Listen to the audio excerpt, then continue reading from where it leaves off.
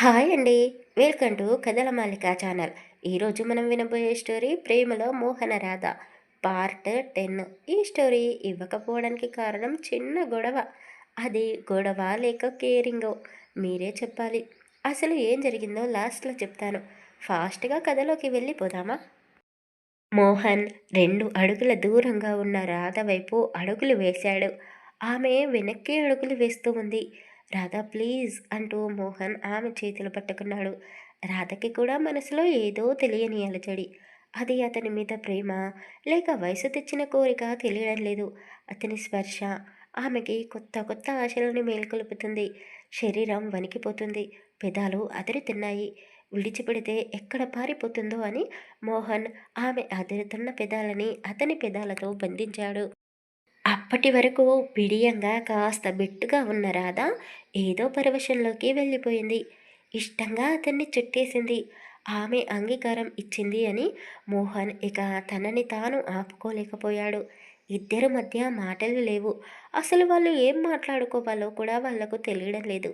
వయసులో ఉన్న వాళ్ళు, పైగా భార్యాభర్తలు, కోరికలని ఆపుకోలేకపోతున్నారు. సృష్టి కార్యానికి శ్రీకారం చుట్టారు. ఆమె అరికాళ్ళ నుండి నుదిటి వరకు అతని మీసాలు గడ్డం గిలిగింతలు పెట్టసాగాయి. ఆమె నడుము మడతని నిజంగానే సరిచేస్తున్నాడు అతని పంటి గట్లతో. ఎద అందాలు మోయలేకపోతున్నాను అని రాధ పవిట చాటున ఉన్న అందాలు అతనితో చెప్తున్నట్టుగా అనిపించింది అతనికి. నేను ఉన్నాను కదా, నీ భారాన్ని నేను తగ్గిస్తాను అంటూ అక్కడ ముద్దుల వర్షం కురిపిస్తూ ఉంటే రాధ చిన్నగా మూలుగుతూ గుచ్చుకుంటున్నాయి నీ మీసాలు చిన్నగా కైపుగా అన్నది. ఆ క్షణం ఆమె మాట్లాడిన ఆ 2 పదాలు అతనికి ఎంతో ఉత్సాహాన్ని తెచ్చిపెట్టింది. అతను ఎంతో ఇష్టంగా ఆమెకు ఇబ్బంది కలగకుండా రాధని తనలో కలుపుకుంటున్నాడు. రాధ కూడా అతనికి అనుగుణంగా అతని చేతిలో ఒక బొమ్మలా ఒదిగిపోయింది. ఒక్కసారి, 2 సార్లు, 3 సార్లు అని లెక్క లేకుండా రాత్రంతా వాళ్ళు జాగారం చేస్తూనే ఉన్నారు. సరిగ్గా 4 గంటల సమయంలో బాగా అలసిపోయి కళ్ళు మూతలు పడుతూ ఉంటే అలా నిద్రలోకి జారుకున్నారు.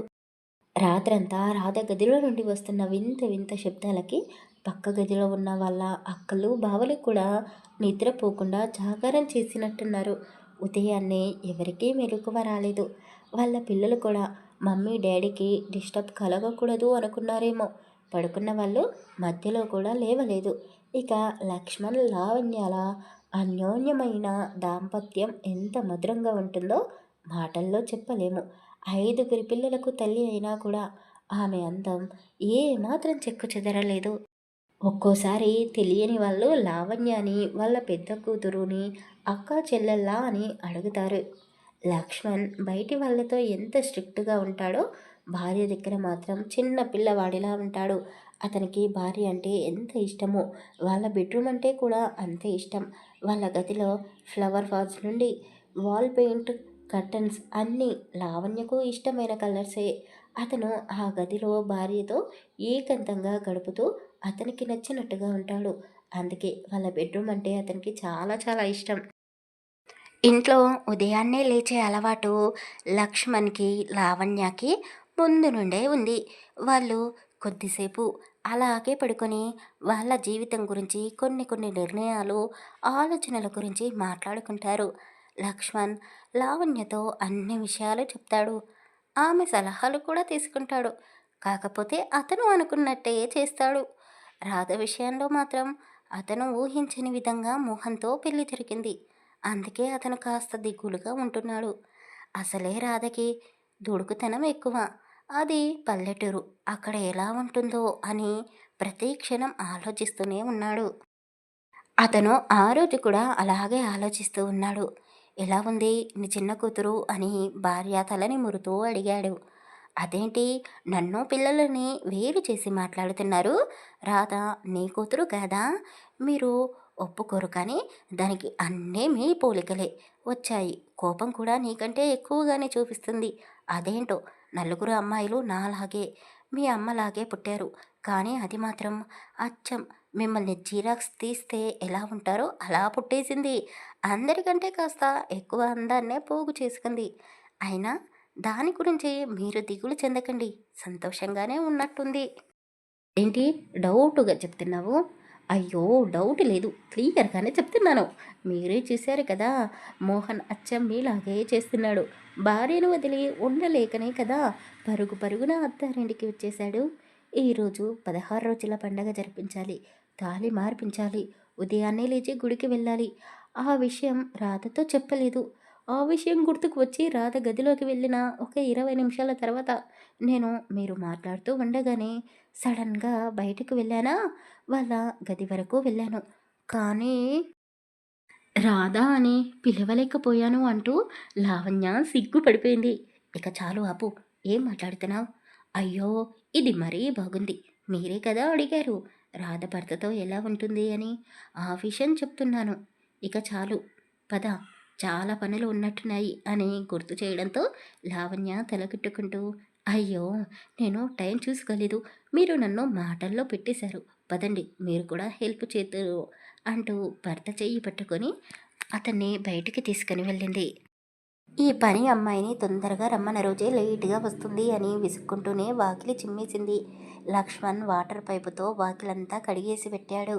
రాధ ఇల్లంతా క్లీన్ చేస్తూ ఉంటే అతను కూడా హెల్ప్ చేశాడు. వాష్రూమ్లో గీజర్ వేసి పెట్టాను. స్నానం చేసుకోండి అని చెప్పింది భర్తతో. అతను బ్రష్ వేస్తూ భార్య వేసే ముగ్గు వైపు చూస్తూ ఉన్నాడు. ఎలా ఉంది ముగ్గు అని ఇంట్లోకి వస్తూ అడిగింది. నీలాగే అందంగా ఉంది అని చెప్పాడు. ఆమె సిగ్గుపడితేనే ఇక చాలు, ఇంట్లో అల్లుళ్ళు ఉన్నారు, వాళ్ళు మీ మాటలు వింటే ఏమనుకుంటారు మన గురించి అని కాస్త కసిరిచ్చినట్టుగా అన్నది. లావణ్య, లక్ష్మణ్ ఫ్రెష్ అయ్యి పూజ కూడా చేశారు. ఇంకా ఒక్కరు కూడా నిద్ర లేవలేదు. కేతమ్మ కూడా స్నానం చేసుకొని తన గదిలో నుండి బయటికి వచ్చి దేవుడి గదిలోకి వెళ్ళి దండం పెట్టుకుని కోడలు టీ పెట్టి ఇచ్చింది.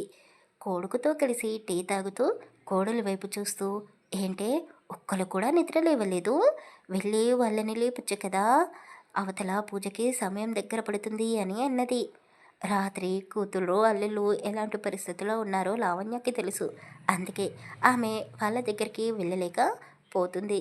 అత్తయ్య, మీరే వెళ్ళి మీ మనవరలను నిద్ర లేపండి అని చెప్పింది. ఇంట్లోకి పని అమ్మాయి వచ్చింది. ఆమె రాగానే లావణ్య కోపంగా చూస్తూ ఏంటి ఇంత లేటుగా వచ్చావో, ఈరోజు ఇంట్లో చాలా పనులు ఉన్నాయని నీకు చెప్పాను కదా, ఎన్నో రకాల వంటలు చేయాలి, గుడికి వెళ్ళాలి, అవన్నీ ఎప్పటికి పూర్తవుతాయి అని కాస్త కోపంగానే అడిగింది. అప్పటికే మోహన్ కోపంగా ఆమె వైపు చూస్తూ నీ వల్ల నా భార్య ఉదయాన్నే లేచి పనులన్నీ చేసింది, అలసిపోయింది, ఎందుకు లేటుగా వచ్చావు అన్నట్టుగా చూస్తున్నాడు. ఆమెకి చెమటలు పెట్టేశాయి. అమ్మా, నేను చకచకా పనులు చేసేస్తానమ్మా, మీరు కోప్పడకండి సార్, సారీ అని లక్ష్మణ్కి కూడా చెప్పేసి వంటగదిలోకి వెళ్ళిపోయింది.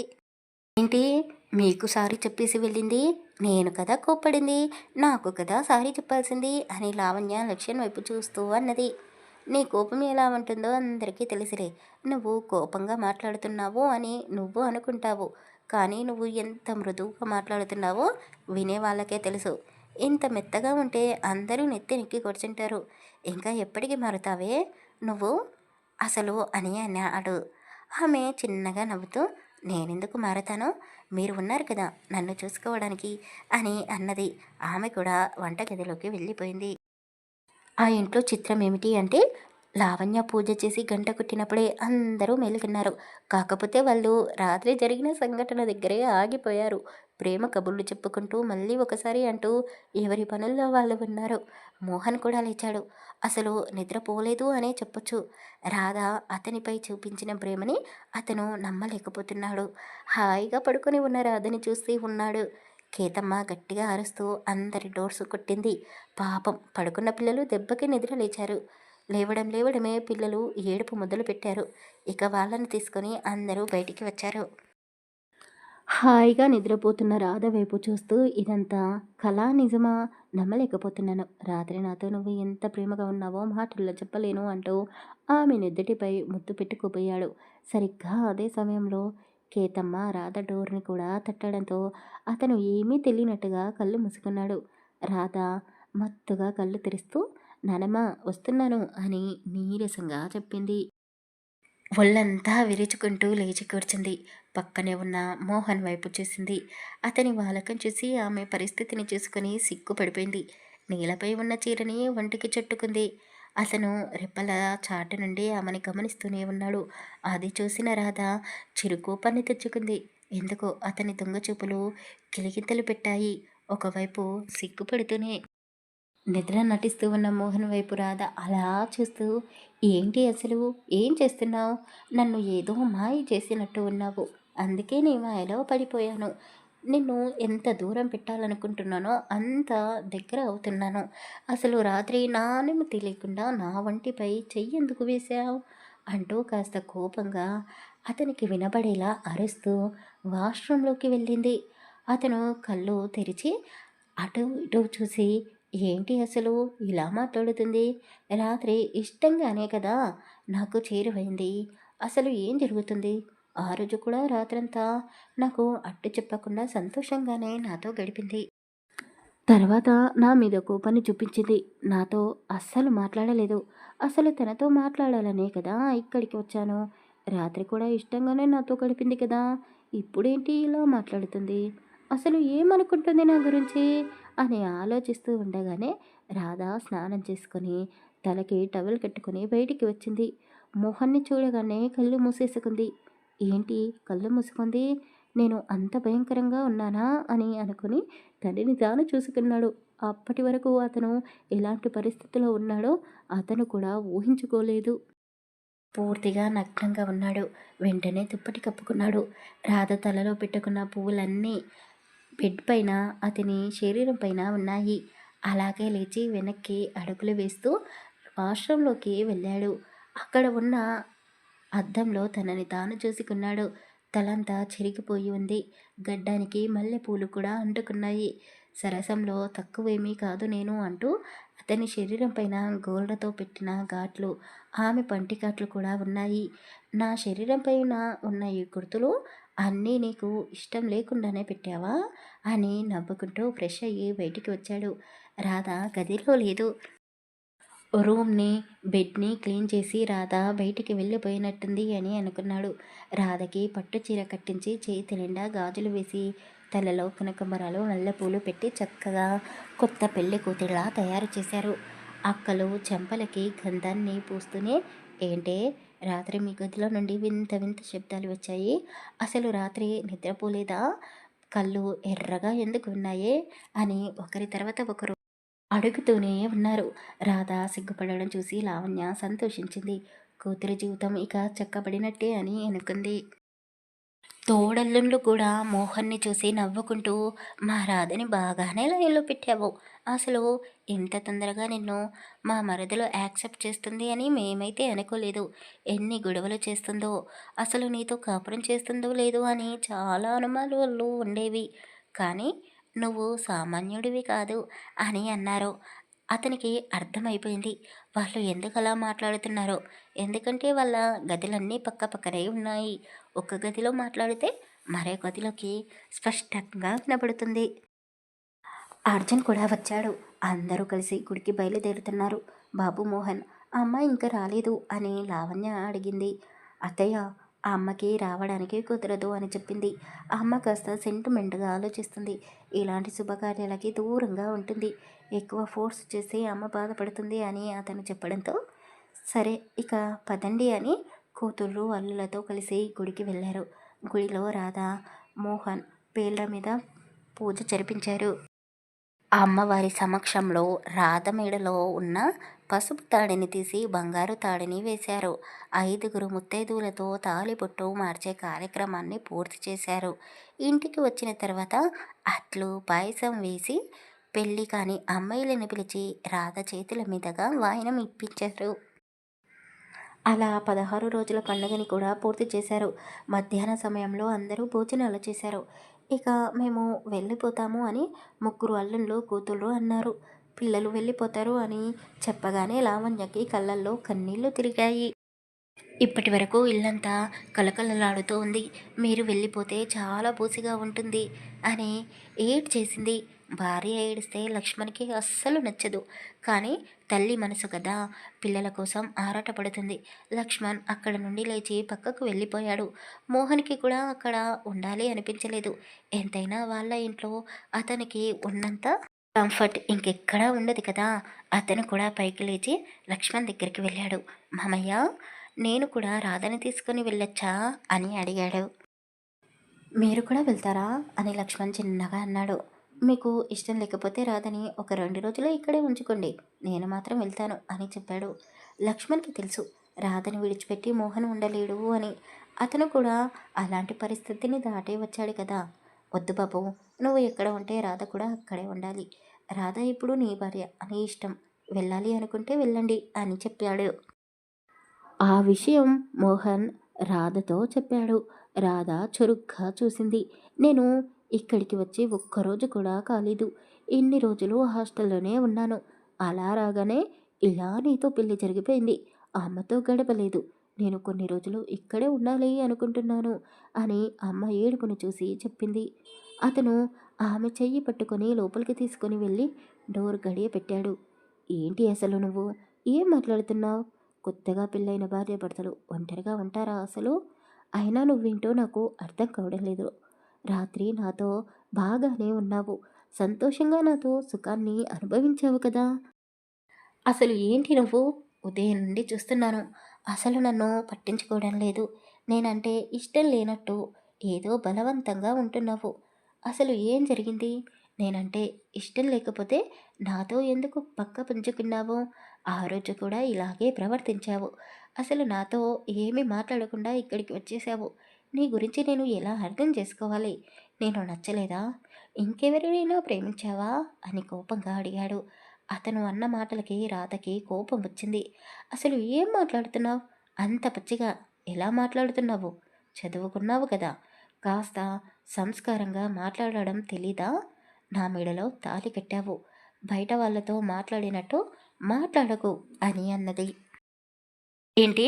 బయటి వాళ్ళతో నేను ఇంత చనువుగా మాట్లాడడం నువ్వు చూసావా? నీకు తెలుసు అసలు నేను ఎవరితో సరిగ్గా మాట్లాడను. ఆ విషయం నీకు బాగా తెలుసు. నా గురించి ఎలా ఎలా అనుకుంటున్నావు? ఆ! నీ గురించి నాకు బాగా తెలుసు. కాలేజీలో ఒక అమ్మాయిని ప్రేమించాను అన్నావు. పిచ్చివాడిలా దానికోసం రోడ్లపై తిరిగాను అని చెప్పావు. ఆ గడ్డాలు మీసాలు కూడా దానికోసమే పెంచావు అని కూడా చెప్పావు. పెళ్ళయి పట్టుమని 10 రోజులు కూడా కాకముందే నా ఇష్టంతో పని లేకుండా నన్ను అనుభవించావు. అంటే నువ్వు ఆ అమ్మాయిని ప్రేమించిందంతా అబద్ధమా? అంత తొందరగా ఎలా మర్చిపోగలిగావు అని అడిగింది. మోహన్కి అర్థమైపోయింది రాధ మనసులో అతని స్థానం ఏమిటో. రాధ కూడా ఆమెకు తెలియకుండానే మోహన్ని బాధ పెట్టేలా మాట్లాడింది. అతనికి కోపం ఆవేశం ఎక్కువే, రాధకి కూడా కోపం ఎక్కువ. ఆ కోపంలో ఏం వాగుతున్నారో ఇద్దరూ తెలుసుకోలేకపోయారు. అసలు నేను ఇక్కడికి రాకుండా ఉండాల్సిందేమో అని అన్నాడు. అవును, ఇక్కడికి రాకుండా ఉంటేనే బాగుండు. ఒకసారి తప్పు చేశాను కదా అని తాళి కట్టిన పాపానికి మళ్ళీ మళ్ళీ నాకు కోరికలు కలుగుతున్నాయి అంటూ నా వెనకే వచ్చావు అని రాధ అతన్ని రెచ్చగొట్టేలా అన్నది. మోహన్ రాధ అనే మాటలని తట్టుకోలేకపోయాడు. కీర్తిని నేను ఇష్టంగానే ప్రేమించాను, కానీ తనతో నేను ఎప్పుడూ తప్పుగా ప్రవర్తించలేదు. కీర్తి జ్ఞాపకాలని మర్చిపోయి నీతో ఇష్టంగానే కొత్త బంధాన్ని పెనవేసుకున్నాను. కానీ ఆ బంధాన్ని ఆదిలోనే నువ్వు తుంచేస్తున్నావు. నిన్ను తాకినందుకు నిజంగానే నేను బాధపడుతున్నాను అంటూ కోపంగా బయటికి వెళ్ళిపోయాడు. ఇంట్లో వాళ్ళు ఎంత పిలుస్తున్నా మోహన్ వినిపించుకోలేదు. అర్జున్ మోహన్ వెనకాలే వెళ్ళాడు. ఏం జరిగింది? మోహన్ ఎందుకు కోపంగా వెళ్ళాడు అని అక్కలు, అమ్మ, నానమ్మ అందరూ అడిగారు. రాధ చాలా కోపంగా ఉంది. నన్ను ఏమీ అడగద్దు, మీరందరూ వెళ్ళిపోండి అని వాళ్ళని బయటికి తరిమేసి డోర్ పెట్టుకుంది. మిగతా ముగ్గురు అల్లుళ్ళు, కూతురు వాళ్ళ వాళ్ళ పిల్లలను తీసుకుని వాళ్ళ ఇళ్ళల్లోకి వెళ్ళిపోయారు. చూసావా లావణ్య, నువ్వు ఏడ్చినందువల్లే ఈ గొడవ జరిగింది. నీకు ఎన్నోసార్లు చెప్పాను, పిల్లలు అత్తారింటికి వెళ్ళేటప్పుడు ఏడవకూడదు అని. నువ్వు బాధపడడం చూసి రాధ తట్టుకోలేకపోయింది. ఆ విషయమే అతనికి చెప్పినట్టుంది.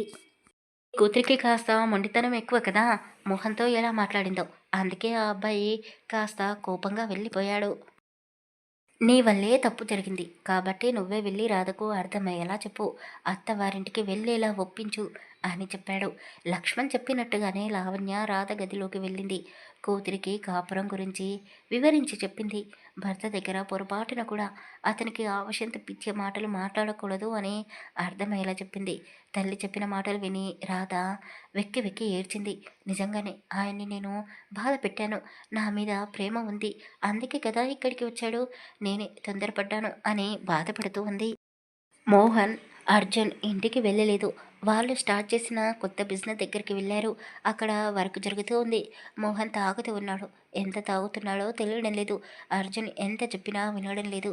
జరిగింది మొత్తం అర్జున్తో చెప్పి బాధపడుతున్నాడు. ఎందుకు నా జీవితంలోకి వచ్చిన ఆడవాళ్ళందరూ నాతో ఆడుకుంటున్నారు? కీర్తి నన్ను వదిలేసి వెళ్ళిపోయింది. నీ చెల్లెలకి నేను నచ్చలేదు. భార్యగా వచ్చిన రాధ నన్ను అర్థం చేసుకోవడం లేదు. అసలు నా గురించి ఎలా మాట్లాడుతుందో తెలుసా? నేను మరీ అంత క్యారెక్టర్ లేని వాడినా అని ఒక దిక్కు ఏడుస్తూనే మరో పక్క మందు తాగుతూ ఉన్నాడు. మోహన్, నువ్వు నీ మనసులో ఉన్న మాటని రాధతో చెప్పావా? అసలు చెప్పంది నీ గురించి ఎలా అర్థం చేసుకుంటుంది? వాళ్ళ అక్కతో పెళ్లి కుదిరింది నీకు. వాళ్ళ అక్క నీకంటే వయసులో చిన్నది. అక్కనే చిన్నది అంటే ఇక రాధ నీకంటే వయసులో ఎంత చిన్నదో నువ్వే అర్థం చేసుకో. రాధ మంచి అమ్మాయిరా. తనకి మంచి చెడు తెలీదు. ఈ క్షణం నువ్వు నవ్వుతూ మాట్లాడితే నిన్ను ఒక ఫ్రెండ్లా భావిస్తుంది. అదే నువ్వు కోపం చూపిస్తే తిరిగి ఆమె కూడా కోపం చూపిస్తుంది. రాధది చిన్న పిల్లల మనస్తత్వం. నువ్వే అర్థం చేసుకోవాలి. ఆమె పుట్టి పెరిగిన వాతావరణం ఎలాంటిదో నీకు తెలుసు కదారా. అసలు నీ వాలకం ఎలా ఉంటుందో ఒక్కసారైనా చూసుకున్నావా? రాధ ఏజ్ వాళ్ళు నిన్ను చూస్తే అంకుల్ అని పిలుస్తారు. అలా ఉన్నావు. అసలు రాధతో నువ్వు ప్రేమగా మాట్లాడి ఉంటే ఆ అమ్మాయి అలా మాట్లాడేది కాదేమో. నువ్వు ఎలాంటి మాటలు మాట్లాడావో నువ్వే గుర్తు తెచ్చుకో. నీ కోపం ఎలాంటిదో నాకు బాగా తెలుసు. కోపంలో నువ్వు అడ్డు అదుపు లేని మాటలు మాట్లాడుతావు. నీ మాటలకి ఎవరైనా కోపాన్ని తెచ్చుకుంటారు. ఆ అమ్మాయిల గురించి, వాళ్ళ మనస్తత్వం గురించి ఎంతో కొంత నీకు తెలుసు. కానీ రాధకి మగవాళ్ళ మనస్తత్వం ఎలా ఉంటుందో తెలీదు కదరా! కనీసం వాళ్ళ నాన్నతో కూడా సరిగ్గా మాట్లాడలేదేమో! అలాంటిది నిన్ను ఎలా అర్థం చేసుకుంటుంది? నీ ప్రేమ గురించి, రాధంటే ఎంత ఇష్టముందో చెప్తేనే కదా రాధకు తెలిసేది అని అర్జున్ అర్థమయ్యేలా చెప్పాడు. పద, ఇంటికి వెళ్దాం.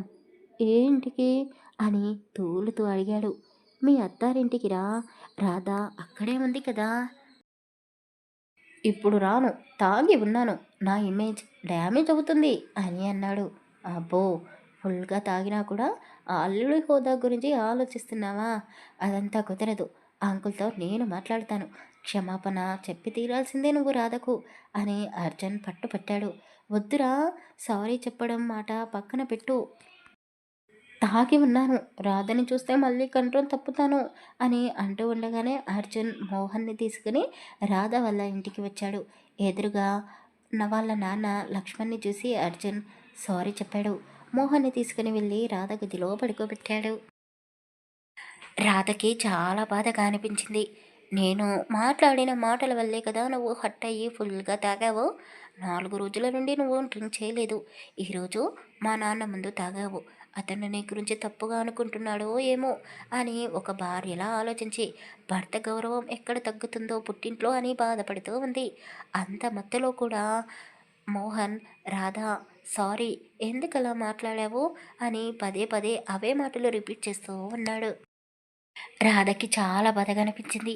అందరూ పడుకున్నాక బయటికి వచ్చి పూల మొక్కలను చూస్తూ కూర్చుంది. వాటర్ కోసమని నిద్ర లేచిన లక్ష్మణ్ ఒంటరిగా కూర్చున్న రాధని చూశాడు. కూతురు దగ్గరికి వెళ్ళాడు.